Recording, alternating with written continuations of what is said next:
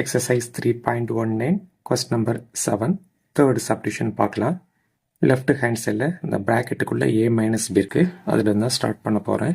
a minus b equal to corresponding element separate பண்ணணும். Okay.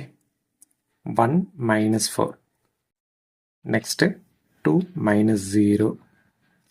1 minus 1. 3 minus 5.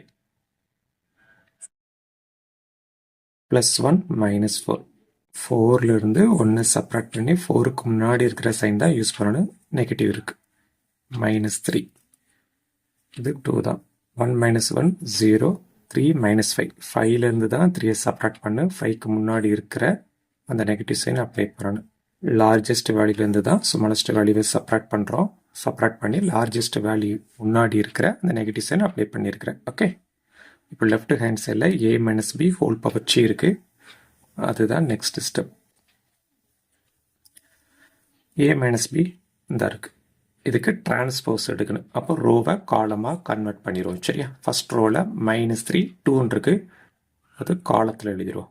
Second ரோவில் 0 -2 இருக்கு. அது second காலத்தில் எழுதியாச்சு. ஓகே.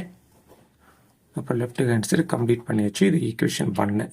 ரைட் ஹேண்ட் சைடில் ஃபர்ஸ்ட் a பவர் சி இருக்கு.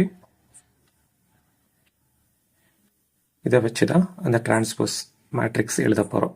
ஃபர்ஸ்ட் ரோவில் 1 2 இருக்கு. அது ஃபர்ஸ்ட் காலத்தில் எழுதிடுங்க. செகண்ட் ரோவில் 1 3 இருக்கு. அதை செகண்ட் காலத்தில் எழுதிடுங்க. Okay. Next B power C.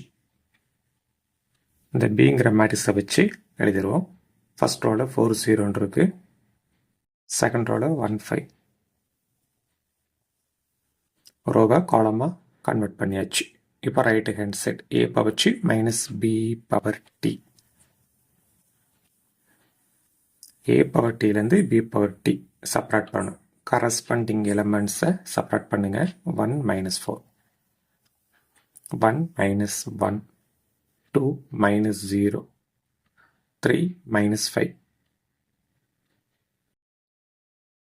4லேருந்து 1 separate பண்ணி 4க்கு முன்னாடி இருக்கிற அந்த நெகட்டிவ் சைன் போட்டுருங்க. 1 minus 1 0. இங்கே 2 தான்.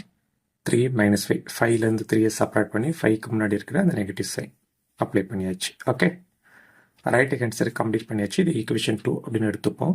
Equation 1 and equation 2 same answer தானவா? அப்போ ஃப்ரம் 1 and 2 இந்த ரூல் அப்படி எழுதிடலாம். a minus b whole power c equal to a power t minus b power t.